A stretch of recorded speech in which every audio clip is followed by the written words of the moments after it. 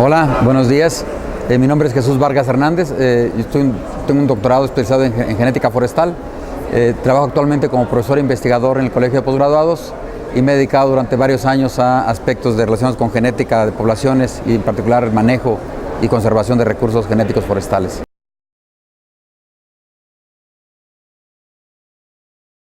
Bueno, mira, yo creo que es un problema multifacético. Estamos actualmente en una encrucijada desde el punto de vista ambiental y desde el punto de vista de desarrollo mismo de la sociedad.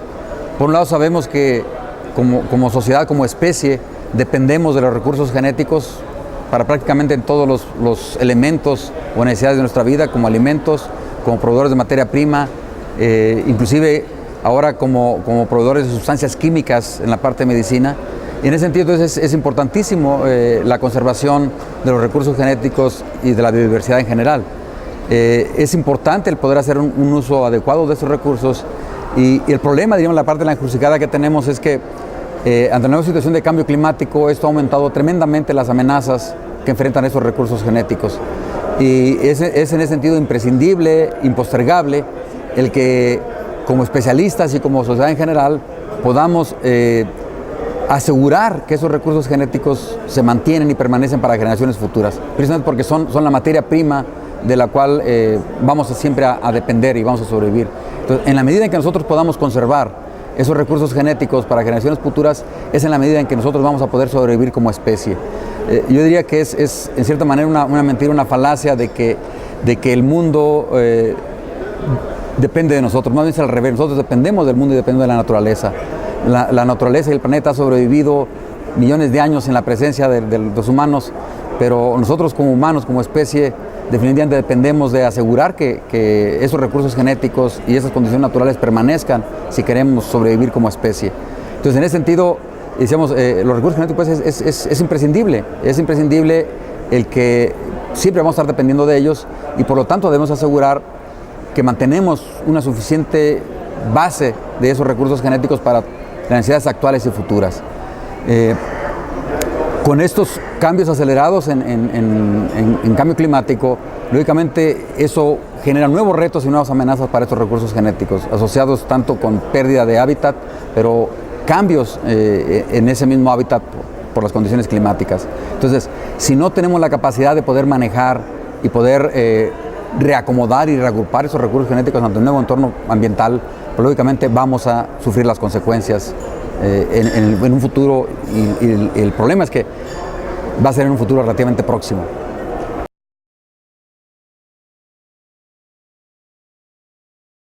Bueno, yo creo que el monitoreo forestal precisamente es un componente indispensable del manejo de recursos genéticos. Es decir, si nosotros diseñamos un plan de manejo de esos recursos genéticos en términos de definir qué conservar, cómo usar y una serie de prácticas para hacer esas actividades, pero si no estamos monitoreando, si no estamos checando o revisando periódicamente qué es lo que están ocasionando esas prácticas de manejo, entonces no tenemos la certeza de si estamos haciendo un manejo adecuado. Entonces yo creo que es imprescindible, digamos, como decía, es un componente necesario del manejo, el que periódicamente se estén revisando diferentes tipos de indicadores sobre los impactos que estamos generando, ya sea positivos o negativos, con nuestras actividades de manejo o simplemente con nuestra propia interacción con estos recursos genéticos, ¿no?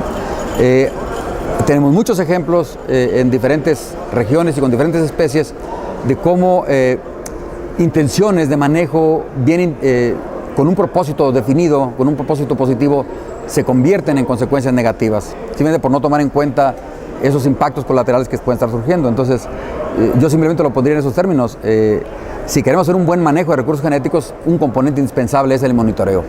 Y claro, la parte del monitoreo es que ahí viene la parte problemática, es que tenemos que definir bien indicadores, criterios de cómo estar, qué es lo que tenemos que estar revisando y cómo vamos a estar valorando los cambios o los impactos que estamos generando con el manejo.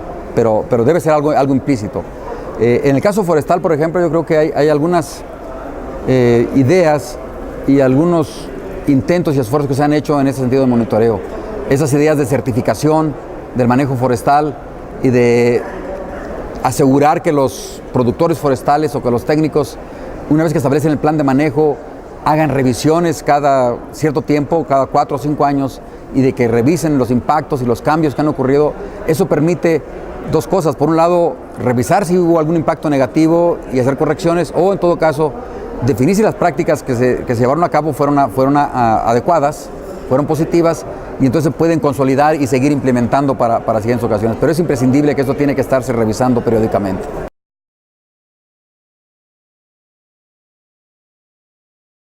Bueno, yo creo que son varios retos y de diferente naturaleza. Yo diría que hay retos tan básicos como la misma generación de conocimiento y las mismas capacidades en términos de tener el talento suficiente, los recursos humanos suficientes para poder llevar a cabo esas actividades. No es sencillo hablar de hacer un manejo adecuado de recursos genéticos. Se requiere de experiencia, se requiere de conocimiento, se requiere de información. Simplemente tener un diagnóstico inicial y tener una idea de hacia dónde se quiere llevar en cada caso particular. Y eso requiere entonces, el primer reto, decíamos, es tener las suficientes capacidades en términos de recursos humanos, en términos de información, en términos de expertise para hacerlo. Y eso nos lleva de hecho de inmediato a un segundo reto que está ligado con eso, que es la disponibilidad de recursos económicos. Eso siempre van a estar limitantes, y eso nos impone que tenemos que tomar decisiones y priorizar, ¿no? Es prácticamente imposible el que pensar en que todos los problemas se pueden solucionar y va a haber recursos suficientes para ello. Entonces ahí yo creo que es una de las partes críticas, que se tienen que establecer prioridades, y desafortunadamente muchas de esas prioridades se basan o se tienen que hacer con información incompleta, precisamente porque no se tiene toda la información disponible, todos los recursos. Y por otro lado, aparejado a eso, tenemos pues el reto ambiental en sí mismo, ¿no? El reto de este cambio tan acelerado que está ocurriendo en las condiciones ambientales por consecuencias de las mismas actividades humanas. Entonces, ese reto yo creo que afortunadamente es